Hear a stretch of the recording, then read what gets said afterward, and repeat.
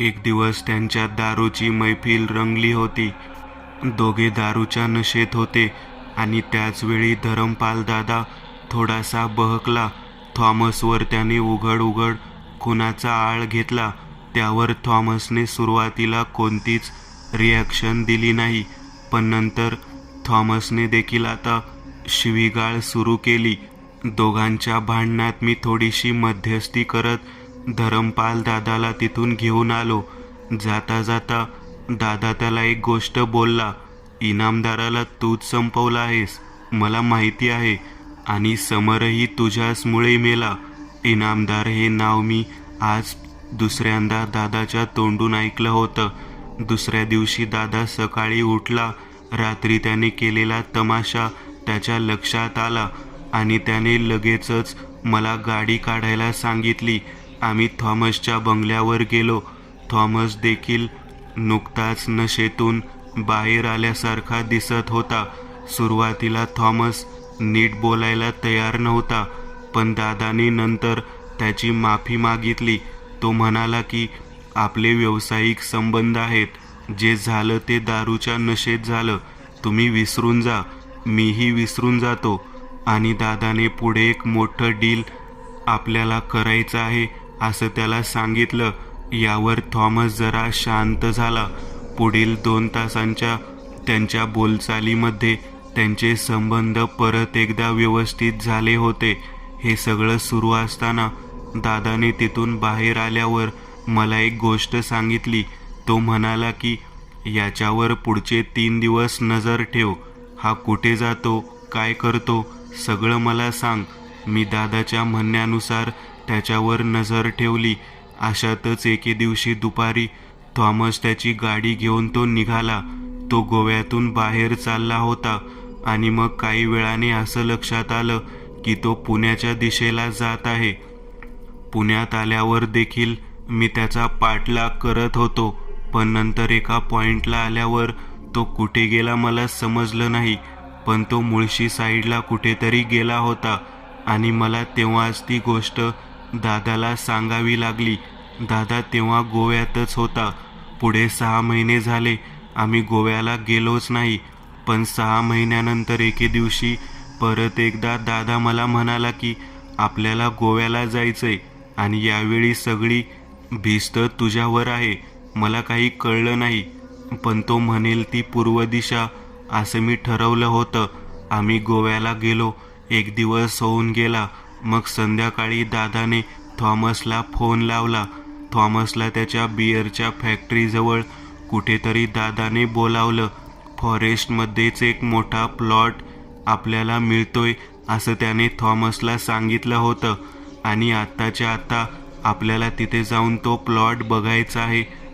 Forest डिपार्टमेंटमधला एक मोठा अधिकारी तिथे येणार आहे. त्याला पैसे देऊ. आपण हा प्लॉट लवकर आपल्या नावे करू शकतो. तिथे आपल्याला दारूची अजून एक मोठी फॅक्टरी लावता येईल असं दादा म्हणाला आणि थॉमस देखील लगेचच तिथून निघाला. पण तो एक गोष्ट सारखी म्हणत होता की मला उद्या आणि परवा बाहेरगावी जायचंय. दादा म्हणाला की ठीक आहे, आपलं काम फार वेळ घेणार नाही. संध्याकाळी दादा त्याची वाट पाहत एका हॉटेलमध्ये थांबला होता. मला त्याने बाहेरच दबा धरून बसायला सांगितलं होतं. तो म्हणाला होता की थॉमसची गाडी तिथे येऊन थांबली की त्याच्या नकळत तू त्याच्या गाडीच्या मागच्या सीटवर जाऊन बस. तसंच झालं. थॉमस तिथे आला. मी त्याच्या गाडीत हळूच मागच्या बाजूने शिरलो.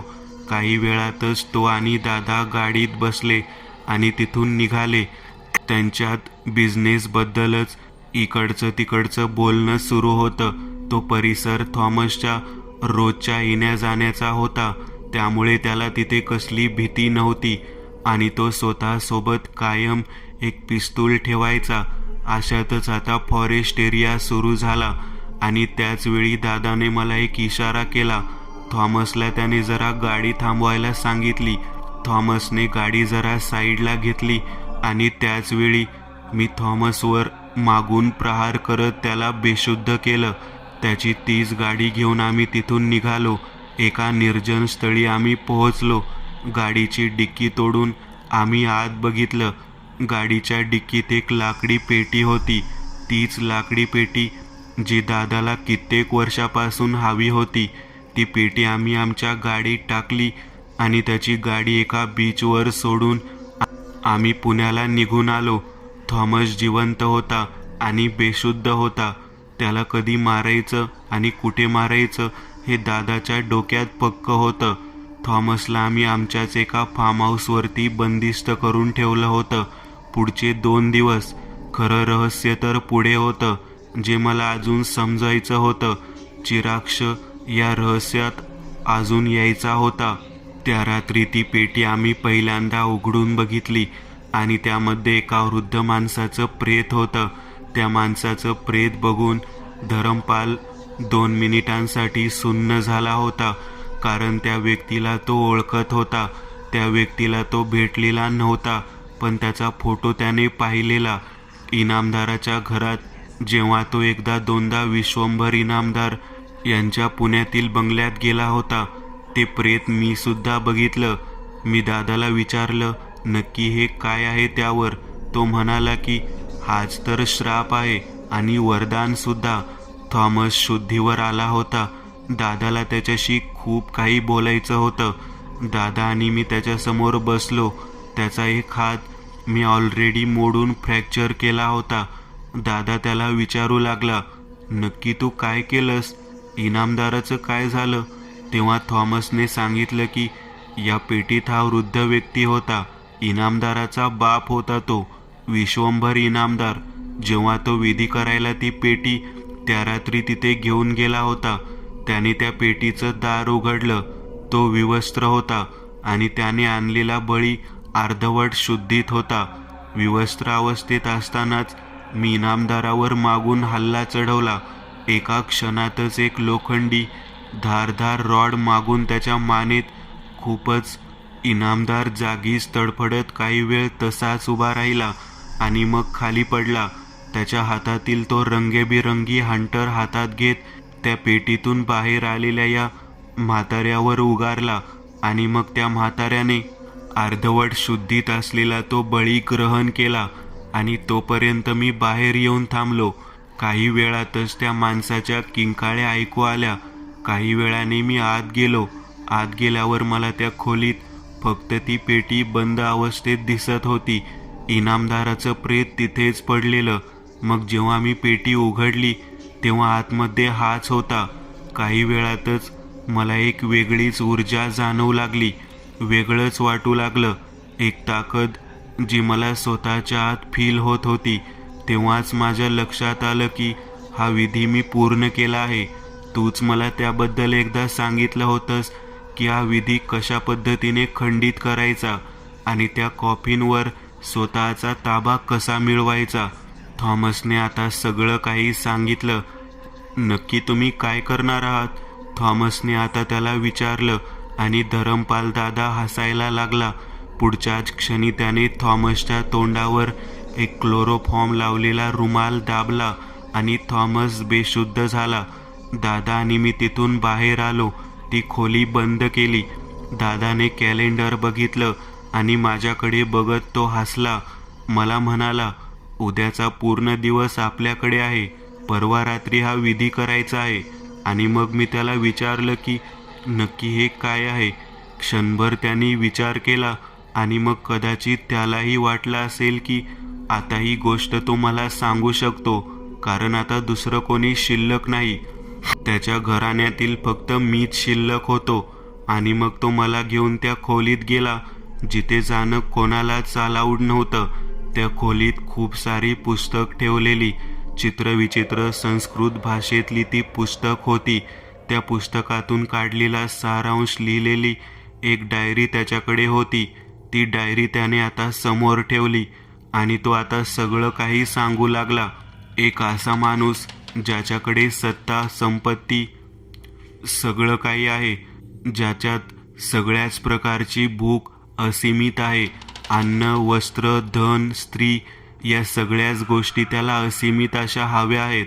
आणि त्याची ती भूक इतकी वाढत जाते की मग तो पापाच्या सगळ्या सीमा ओलांडून टाकतो. त्याला स्वतःच्या वाट्याचं तर हवं आहेच, पण त्याला दुसऱ्याच्या वाट्याचंही सगळं हवंय. तो कित्येक लोकांचे जीव घेतो, कित्येक परस्त्रियांची आबरू लुटतो. तो सगळी पाप करतोय, ना त्याला कोणता पश्चाताप होतो, ना कोणतं प्रायश्चित्त. असा माणूस जेव्हा त्या असीमित भुकेची पूर्तता करूच शकत नाही, कारण वासना ही एक अशी गोष्ट आहे, ती अन्नाची, स्त्रीची किंवा संपत्तीची कुठलीही असो, ती जितकी शमू तितकी वाढते, ती पूर्ण कधीच होणार नाही. असा एक व्यक्ती होऊन गेला होता कित्येक शतकापूर्वी. तो एक मोठा वतनदार होता. असं म्हणतात की त्याच्या ज्याच्याला कंटाळून त्याने अन्याय केलेल्या, बलात्कार केलेल्या त्याच्याच वतनातील काही लोकांनी त्याची हत्या केली. हत्या पण तितकीच भयंकर पद्धतीने केलेली. एका झाडाला बांधून त्याला जिवंत जाळण्यात आलेलं. ते विशिष्ट असं झाड आता काळानं रूप लुप्त झालं, पण त्या झाडाचा आणि त्याच्या त्या चेतनेचा एक विकृत समागम झाला. आता पुढे त्याला मुक्ती मिळत नाही. तो पिशाच्य योनीत कायमचा अडकून पडलेला असतो. असा पापी मनुष्य हजारो वर्षातून एकदा जन्माला येतो, आणि तोच तर पिशाच्य योनीत अडकला तर त्याच्या आत्म्याची ती चेतना किती भयानकरित्या नकारात्मक असेल याचा विचारही कोणी करू शकत नाही. त्याचं नाव कोणालाच ठाऊक नाही. पिशाच्य योनीत अडकलेल्या अशा व्यक्तीला सूक्ष्म पुराणात चिराक्ष असं संबोधलं जातं, जो प्रचंड पापे केल्यानंतर पिशाच्य योनीत कित्येक वर्ष अडकून आहे आणि तो शिक्षा भोगतोय. कित्येक ज्याचं पोट खूप मोठं आहे, ज्यात त्याची साठलेली भूक सांकेतिक स्वरूपात दिसून येते, ज्याचं शरीर जर्जर झालंय कारण ती भूक भागवायला त्याच्याकडे अन्न तर आहे, पण एका वेळी तो फक्त अन्नाचा एकच कण ग्रहण करू शकेल. भुकेच्या ज्याच्यामुळे तो सदैव निद्रेत लीन राहतो. अशा शक्तिशाली पिशाच्याला जर निद्रेतून जाग केलं आणि त्याला अन्नाची लालसा दिली तर तो तुमच्या मनातील हवी ती इच्छा पूर्ण करू शकतो. पण अट एकच आहे, त्याची भूक फक्त अन्नधान्य देऊन भागणार नाही, त्याला नरबळी लागेल. कारण त्याच्यातील भूक पिशाच्य योनीत गेल्यावरही वाढतच गेली. आता त्याला नरबळी हवा आहे असं म्हणतात. त्याचं वाढलेलं पोटही त्याच्यात असलेल्या अघोरी शक्तीचंही प्रतीक आहे. तो किती वर्षापूर्वी होऊन गेला याबद्दल माहिती सांगणं अवघड आहे, पण हा प्रकार जो सुरू झाला तो जवळपास 800 वर्षापूर्वी सुरू झाला. या गोष्टी, या दंतकथा मला माझ्या वडिलांनी सांगितल्या. त्यांना त्यांच्या वडिलांनी पिढ्यानपिढ्या या कथा पुढे पुढे पसरत आल्या. तर सुरुवात 800 वर्षापूर्वी जवळपास 1200च्या शतकात हे सगळं सुरू झालं असा एक अंदाज आहे. हा ग्रंथ जो तू बघतोयस तो ग्रंथ लिहिलाय सुभान नामक एका आपल्याच पूर्वजाने. हा ग्रंथ 1240 या कालखंडात लिहिलेला आहे. 1200च्या काळात मुघल दरबारात वतनदार असलेल्या सुदामराव या ग्रंथात आधी स्वतःची पार्श्वभूमी सांगतो. तो त्या काळात एक मोठा सुभेदार होता. त्याला तेथील राजाने वतनदारी दिलेली. सर्व काही सुरळीत सुरू असताना अचानक त्याला क्षयरोग झाला असल्याचं समजलं. अगदी 30-32 वय असेल. त्या काळात क्षयरोग म्हणजे मृत्यू. याच गोष्टीचा फायदा घेऊन त्याची पत्नी व तिच्या काही भावांनी सर्व जमीन धनदौलत हस्तगत केली आणि सुदामला मरणासन्न अवस्थेत एका जंगलात फेकून दिलं. जंगलात ज्या झाडाखाली त्यांना शुद्ध आली होती ते दुर्मिळ असं एकच झाड त्या जंगलात होतं. अंगात शक्ती नव्हती, मनात तळतळ होती, आणि अशाच वेळी त्या निर्जन जंगलात त्याला कोणीतरी आसपास भटकत असल्यासारखं जाणवू लागलं. एक विचित्र असा मनुष्य, ज्याचं तोंड पूर्णपणे निमुळतं होतं, नाका कानाची छिद्रही अर्धवट बुजलेली, भलमोठं फुगलेलं पोट आणि जर्जर सडपातळ असं शरीर. तो अस्वस्थ होता असं म्हटलं जातं. तो व्यक्ती म्हणजे तेच शराक्ष नामक पिशाच्य होतं. म्हणजे आपल्याच घराण्याचा तो पापी कुळपुरुष. त्याला तिथं भेटणं हा योगायोग होता की आणखी काही, ते सांगणं अशक्य होतं. तो त्याला स्वतःच्या मागे यायचा इशारा करत कुठंतरी घेऊन गेला. काही अंतरावर एका तलावाकाठी एक झोपडी दिसत होती. सुदामराव त्या झोपडीजवळ आला. झोपडी बाहेर उभं राहत त्याने काही वेळ वाट बघितली आणि मग बाहेरून झोपडीचं दार ठोठावलं. एक मांत्रिक बाहेर आला.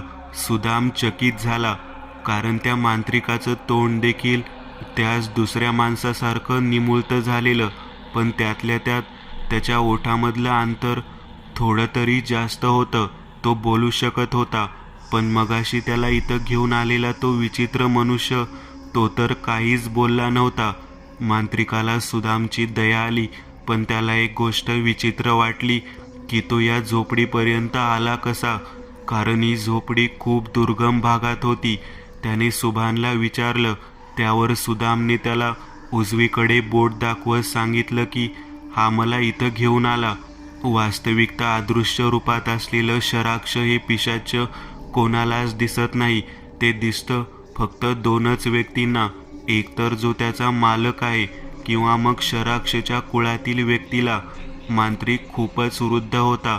त्याला लक्षात आलं होतं की सुभान आणि शराक्ष हे एकाच कुळातील आहेत आणि आता हाच मला मुक्ती देऊ शकेल. क्षयरोगाने ग्रस्त सुदाम फार काळ जगू शकणार नव्हता हे त्याच्याकडे बघून कळत होतं, पण त्याचं वय देखील फार नव्हतं. मांत्रिकाने त्याला आसरा दिला. एक दिवस उलटला. मांत्रिकाला सुदामने त्याच्यासोबत काय काय घडलं होतं हे सांगितलं आणि मग मांत्रिक बोलू लागला. मांत्रिकाने त्याला सांगितलं की तुला इथे जो व्यक्ती घेऊन आला तो व्यक्ती म्हणजेच शराक्ष नावाचा एक पिशाच आहे. हे पिशाच दुसरं तिसरं कोणी नसून तुझ्याच कुळातील एक जुना पूर्वज आहे. सहसा अदृश्य रूपात वावरणारा शराक्ष हा अनंत काळापासून निद्रेत होता. मी माझ्या सिद्धीने आणि एका प्राचीन ग्रंथातील विधीचा वापर करून त्याला जागृत केलं. ही खरं तर खूप मोठी चूक होती. या पिशाच्याला जागृत करणं तर सोपं आहे, पण त्याला परत पाठवणं अवघड आहे. मांत्रिक बोलत होता, पण सुदामला मात्र काही नीट लक्षात येत नव्हतं. एका मूर्ख अशा आध्यात्मिक महत्वाकांक्षाच्या लालसेपोटी मी या शापित पिशाच्याला निद्रेतून जागं केलं आणि आता त्याचे परिणाम मीच भोगतोय. पण हेच शापित पिशाच तुझ्यासाठी वरदान ठरू शकतं. मांत्रिक म्हणाला. माझ्यासाठी वरदान कसे ठरू शकेल हे? या शापित पिशाच्याचा स्वामी मी आहे, पण तू याचा स्वामी होऊ शकतोस. त्याचा स्वामी झालास की मग तुझ्या मनात तीव्र भावनेने जी कोणती इच्छा येईल ती अगदी नैसर्गिकरित्या पूर्ण होईल. पण लक्षात घे, इच्छा अगदी तीव्र अशा भावनेने आली तरच ती पूर्ण होते. तुला क्षयरोग झालाय. तुझा मृत्यू फार फार तर 1 ते 2 मास दूर आहे, पण हे पिशाच तुला तुझ्या मृत्यूपासून वाचवू शकेल. इतकंच नाही, हे तुला इतकं शक्तिशाली करेल की तू तुझा प्रतिशोध घेऊ शकशील. तू सगळं गमावलेलं सगळं परत मिळवू शकशील. फक्त तुला काही अटी आणि नियम पाळायचेत, बस, बाकी काही नाही. मांत्रिक म्हणाला. मांत्रिकाने खरं तर स्वतःच्या सुटकेचा मार्ग तयार करायला सुरुवात केली होती. त्याला सुदामचं भलं करण्यापेक्षा स्वतःला या शापातून मुक्त करून घ्यायचं होतं. पण सुदामसारख्या मृत्यूकडे वाटचाल करणाऱ्याला, सगळं काही हरवून बसलेल्या माणसाला मात्र समोर एक संधी दिसत होती. मी तयार आहे, सुदाम त्याला म्हणाला. आणि मग मांत्रिक आणि त्याला या सगळ्या गोष्टीचे नियम सांगायला सुरुवात केली. झोपडीच्या आत मध्येच कोपऱ्यात एक लाकडी पेटी ठेवलेली, एक नक्षीदार व्यवस्थित बनवलेली आयताकृती पेटी. मांत्रिक त्याला त्या पेटीजवळ घेऊन आला आणि त्याने पेटीचं दार उघडलं. पेटीच्या आतमध्ये एका माणसाचा मृतदेह होता, पण तो मृतदेह बिलकुल सडलेला नव्हता. त्या मृतदेहाच्या आजूबाजूला मातीचा एक थर दिसत होता. मातीच्या त्या थरावरच तो मृतदेह निद्रिस्त होता. मांत्रिकाने सविस्तर पद्धतीने सुदामला शराक्ष या पिशाच्याचा उगम आणि त्याच्या पापकर्माबद्दल सांगितलं. त्याने त्याला हेही सांगितलं की कोणत्या वृक्षाला बांधून त्याला जिवंत जाळण्यात आलं होतं. त्याआधी त्याचे डोळे काढण्यात आले होते. आता तो त्याला विधीबद्दल सांगू लागला. पिशाचे आवाहन सूत्र या ग्रंथातील तो पूर्ण खंड त्याने आता सुदाम समोर उघडला. शराक्ष याला निद्रेतून जाग करायच्या विधीमध्ये सुरुवातीला 3 साधक लागतात, एक स्त्री आणि एक पुरुष, आणि तिसरं म्हणजे त्या स्त्रीच्या गर्भातील अर्भक. विधी पूर्णपणे त्याच वृक्षाभोवती करावा लागतो. सुरुवातीला एक सपाट पृष्ठभाग असलेला दगड त्या वृक्षाच्या खोडाजवळ ठेवावा. त्यावर त्याच वृक्षाच्या खोडाजवळील माती पाण्यात थोडीशी मिश्रित करून मातीचा एक गोळा तयार करून त्या दगडावर एखाद्या पंतीच्या आकारात बनवून ठेवावा लागतो. मग त्यात कापसाची वात लावावी. त्यात झाडाच्या आसपासची माती पाण्यात थोडीशी मिश्रित करून त्या पंतीत ते थोडंसं पाणी ओतावं आणि मग पुढील विधीला करायला सुरुवात करावी. या विधीत कोणतेही मंत्र नसतात. एक विशिष्ट प्रकारचं ध्वनिस्पंदन उत्पन्न होईल अशी एक धून असते. ती 4च्या क्रमात हुंकारत त्या वृक्षाच्या भोवती त्या दंपत्याने प्रदक्षिणा घालत राहाव्यात. ती धून जसजशी हुंकारत जातील ध्वनिस्पंदनं वाढत जातील. काही वेळानंतर जर झाडाजवळ लावलेली ती पंतीतील वात आपोआप पेटली तर समजून जावं की याची निद्रा आता त्या ध्वनिस्पंदनाच्या कंपनाने मोडली जात आहे. तो दिवा जिथं पेटेल तिथून पुढे जवळपास 100व्या प्रदक्षिणेला आता हा विधी एक वेगळं वळण घेतो. त्या स्त्रीला प्रसूती वेदना सुरू होतात. या त्या स्त्रीला कितवा महिना सुरू असेल ही गोष्ट महत्त्वाची राहत नाही. तिला 2रा महिना सुरू असला तरी देखील त्या वेदना तिला सुरू होतात आणि मग त्या वेदना सुरू झाल्या की त्याच क्षणी प्रदक्षिणा घालणं थांबवावं. त्या स्त्रीला त्या वृक्षाच्याच आसपास एखाद्या मोकळ्या जागेवर नेऊन तिची प्रसूती होते. प्रसूती झाल्यावर जर तिच्या पोटी जन्मलेला अर्भक जिवंत असेल तर समजून जावं की शराक्ष निद्रेतून जागा झालेला आहे. तो निद्रेतून जागा झाल्यावर सर्वप्रथम त्याच वृक्षाच्या एखाद्या शाखेवर बसलेल्या अवस्थेत दिसतो. या क्षणापर्यंत ते स्त्री पुरुष व ती संतती हे त्याचे समान मालक असतात. तो पुढच्या काही वेळाकरता त्याच वृक्षावर बसून राहतो. सूर्योदय होण्याच्या आत याच कालावधीत जर त्या स्त्री पुरुष आणि अर्भकापैकी एकाला जरी मृत्यू आला तर बाकीचे दोघेही त्याच क्षणी मृत पावतात. जर त्या तिघांपैकी कोणालाही मृत्यू हत्येमुळे आला असेल म्हणजेच तिथं कोणी 4था व्यक्ती आला आणि त्याने त्या तिघापैकी एकाची हत्या केली तर तो व्यक्ती त्या शराक्ष पिशाचाचा स्वामी होतो. पण त्यासाठी सुद्धा त्या 4थ्या व्यक्तीला सूर्योदयापर्यंत जिवंत राहणं गरजेचं आहे. हे पिशाच विकृत आहे. मृत्यू पाहण्यात त्याला आसुरी आनंद मिळतो. सूर्योदय झाल्यानंतर पुढील भागाला सुरुवात होते. आता यात महत्त्वाचा भाग पुढे सुरू होतो. सूर्योदयानंतर त्या साधकाने म्हणजे जो कोणी त्या शराक्ष पिशाचाचा स्वामी असेल ते जोडपं आणि अर्भक किंवा मग जो कोणी त्यांच्या हत्येनंतर त्याचा स्वामी बनला असेल त्याने त्याच दुर्मिळ वृक्षाच्या लाकडापासून एक पेटी बनवावी.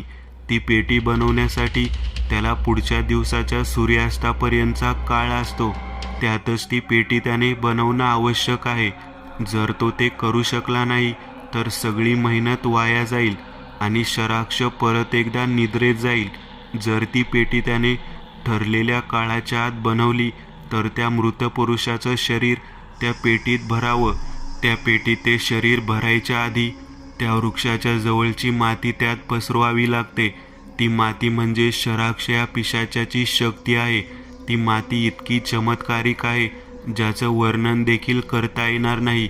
त्या मृत पुरुषाचं शरीर त्याच वृक्षापासून बनलेल्या पेटीत बंद करून ठेवावं, कारण त्या पेटीत भरलेला तो मृतदेह म्हणजे आता एक साधन आहे ज्या वाटे साक्षरतेची भूक भागवतो. त्याला स्वतःला अन्न ग्रहण करता येत नाही. तो एका वेळी अन्नाचा एकच दाणा ग्रहण करू शकतो.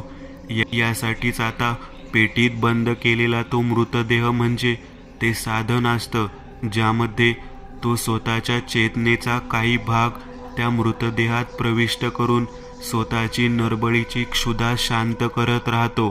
पण तो कायमस्वरूपी त्या मानवी शरीरात चेतनेचा तो भाग ठेवू शकत नाही.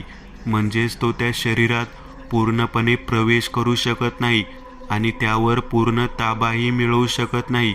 आता ती पेटी आणि त्यातला तो मृतदेह 6 अमावस्येच्या नंतर येणारी 7वी अमावस्येची रात्र महत्त्वाची असते.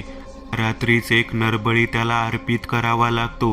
त्या नरबळीच्या ग्रहणानंतर पुढच्या 6 अमावस्या तो त्या नरबळीच्या भक्ष्याचं पाचन करण्यात घालवतो आणि त्याच काळात त्या पेटीचा जो कोणी स्वामी असेल त्याच्या मनातून तीव्रपणे निघालेल्या इच्छा पूर्ण होतात. बळीबद्दलचेही काही नियम आहेत. बळी दिला जाणारा मनुष्य हा रोगी नसावा. तो एक पूर्णपणे विकसित पुरुष असावा. साधारण त्याचं वय 30पेक्षा कमी असू नये आणि 40पेक्षा जास्त असू नये. स्त्रीचा बळी दिला जाऊ शकत नाही. लहान बालकांचा, रोगी, मनोरुग्ण व्यक्तीचा बळी देणं वर्जित आहे. बळी दिला जाताना तो मनुष्य पूर्णतः शुद्धीत नसला तरीही पूर्ण बेशुद्धही नसावा. वेदनेची जाणीव त्याला होईल इतक्या शुद्धीत तो असावा. बळी द्यायची एक विशिष्ट पद्धत आहे. लाकडी पेटी एखाद्या निर्जन ठिकाणी घेऊन जावी. शक्यतो ते ठिकाण असं असावं जिथे त्या विशिष्ट वृक्षाचं अस्तित्व जवळपासच असेल. यात आणखी एक महत्त्वाचा टप्पा आहे ज्यात एक अशी वस्तू बनवावी लागते जी बळी देतानाच्या काळात बळी देणाऱ्या साधकांच्या संरक्षणासाठी असावी. ती वस्तू म्हणजे कोणत्याही जनावराच्या कातडीपासून बनलेला एक आसूड किंवा चाबूक. असं म्हटलं जायचं की शराक्ष जेव्हा मनुष्य जन्मात होता तेव्हा त्याच्या मृत्यूसमयी त्याच्यावर सुरुवातीला अशाच एका चामडी आसूडाने असंख्य वेळा प्रहार करण्यात आलेला. त्याला अग्नीची भीती वाटते, पण या चामडी आसूडाच्या हातात असल्यामुळे तो बळी देणाऱ्या व्यक्तीच्या जवळ येत नाही. तर बळी देण्यासाठी ती पेटी उचित ठिकाणी आणल्यावर त्या पेटीचं दार उघडावं. साधक हा पूर्णतः विवस्त्र असावा. चांदीच्या किंवा सोन्याच्या एखाद्या थाळीत तांदूळ, डाळ, गहू यापैकी कोणतं तरी एक धान्य असावं. थोडं कुंकू, हळद, बुक्का अशा गोष्टी त्या थाळीत असाव्यात. पेटीचं दार उघडून मूठभर तांदूळ किंवा जे कोणतं धान्य आणलं असेल ते त्या प्रेतावर टाकावं. शक्यतो अशा पद्धतीने की त्याच्या तोंडात कमीत कमी एक दाणा तरी गेला पाहिजे. थोडंसं कुंकू, हळद आणि बुक्का वाहिल्यावर साधकाने त्या पेटीपासून लांब यावं. तो चाबूक स्वतःच्या हाताजवळ ठेवावा आणि जमिनीवर गुडघ्यावर येत शराक्ष याचं नाव न घेता त्याला नरबळी भक्षण करण्यासाठी आवाहन करावं. हे करत असताना तो चाबूक स्वतःच्या हाताजवळच ठेवावा. धान्याचा एक दाणा जेव्हा त्याच्या मुखावाटे त्याच्या शरीरात दाखल होतो तेव्हा ते प्रेत त्या पेटीतून उठून उभं राहतं. यावेळी त्याच्यामध्ये शराक्ष याच्या चेतनेचा काही अंश सक्रिय झालेला असतो. मग साधकाने उठून उभं राहावं आणि तो चाबूक हातात घेऊन तयार राहावं. साधकाने एक एक पाऊल मागे सरकत त्या खोलीपासून किंवा त्या जागेपासून दूर निघून जावं. मग शराक्ष त्या माणसाचा बळी ग्रहण करेल. त्या माणसाच्या किंकाळ्या काही क्षण ऐकू येतील. त्या किंकाळ्या पूर्णपणे शांत झाल्यावर पुन्हा एकदा त्याच जागेवर साधकाने पोचावे. आता ती पेटी बंद झालेली दिसेल आणि तिथे आसपास त्या पेटीतील प्रेत कुठेही दिसणार नाही. मग साधकाने ती पेटी परत एकदा स्वतःसोबत घेऊन तिथून निघून जावं. पुढील 6 मास तो साधक मनात तीव्रपणे जी कोणती इच्छा येईल ती पूर्ण होईल. मांत्रिकाने बोलणं संपवलं. पण मग तुमची अवस्था? सुदामने विचारलं. मी त्याला निद्रेतून जाग करण्यासाठी एक असं जोडपं शोधलं ज्यांना संतती होणार आहे. त्यांना धनाचं आमिष दाखवून हा विधी करून घेतला आणि मग त्यातील स्त्रीची हत्या केली. काही क्षणात तो पुरुष आणि ती संतती मृत झाले. या पेटीत तोच माणूस आहे. विकृतपणे हसत तो मांत्रिक म्हणाला आणि अचानक त्याच्या चेहऱ्याचे हावभाव बदलून गेले. तो आता रडू लागला. चूक झाली माझी. त्याला जागवलं मी. ते बघ, तो आसूसला आहे माझ्या जीवासाठी. तो आसूसला आहे माझ्या जीवासाठी. मांत्रिक शून्यात बघत म्हणू लागला.